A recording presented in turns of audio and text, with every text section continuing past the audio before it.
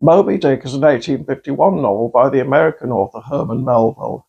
It's often considered one of the greatest novels in the English language, if not the greatest. However, when it first appeared, it was mostly received half-heartedly.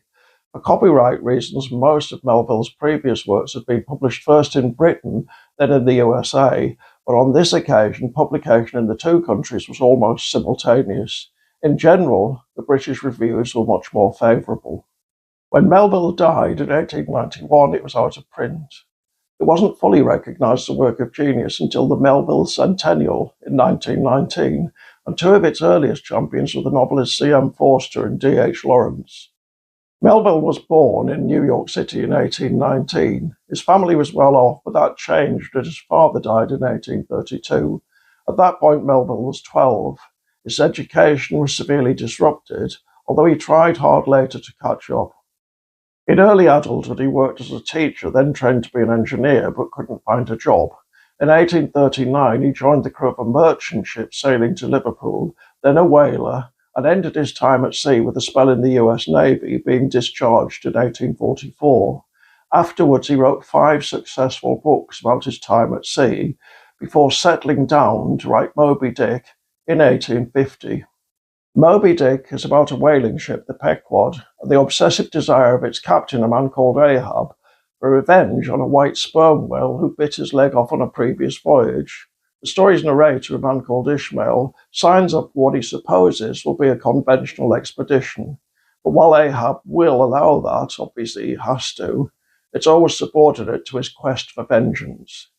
Moby Dick is, of course, the name of the whale. Moby Dick was supposedly based on a real whale called Mocha Dick, an albino of terrible ferocity who had a reputation for destroying ships and who was eventually killed off the coast of Chile. What makes Moby Dick an important novel is its ambition, its imagination, and its rich use of its literary forebears. Captain Ahab is a Shakespearean character in the mould of King Lear and Macbeth, and Melville puts half Elizabethan poetic speeches in his mouth designed to underline that. But the book also draws on philosophy, particularly Thomas Carlyle's 1841 work on hero worship and social thought. There's a sense in which the Pequod is American society in microcosm. All races and classes are represented there. Melville wants to know how far they can work together. The idea of society as a kind of ship, with its navigator as ruler, goes back to at least Plato's Republic. There are 135 chapters in the book, and they're all named.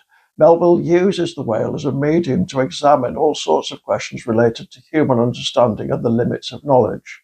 In the end, the whale probably represents the same thing Kurtz represents in Joseph Conrad's 1899 Heart of Darkness, the unknowable.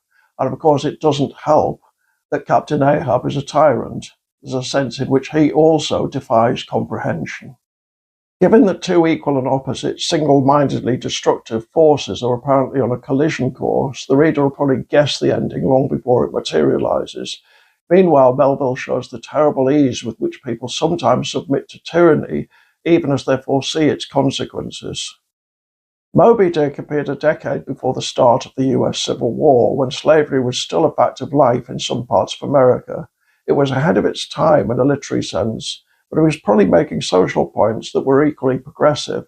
It may be no surprise that it fell slightly flat on publication. It still has a lot to say today. The only way in which history may have overtaken it is that we now know a lot more about whales than we did then, specifically the kinds of intelligent, sophisticated creatures they are. A story centrally about whale killing, now we've got books like Tom Mustle's How to Speak Whale in the background, may make some modern readers uneasy. Others will say that's irrelevant, we can't judge the past by our own standards. Which is a reasonable point, but arguably less so when you're dealing with a novel as opposed to a piece of history. Novels, if they're any good, invite us in specifically to make evaluations. On what basis can we fence certain aspects off and make them immune to criticism? On the other hand, Moby Dick is a strange novel, deliberately designed to be strange, and whose strangeness has always been part of its appeal. Part of that is its epic, timeless feel. It somehow seems to be set in a dimension outside of history, as the sea always is. It's hard to imagine that a novel about a rabbit hunt would have the same impact, which may again be irrelevant. Over to you.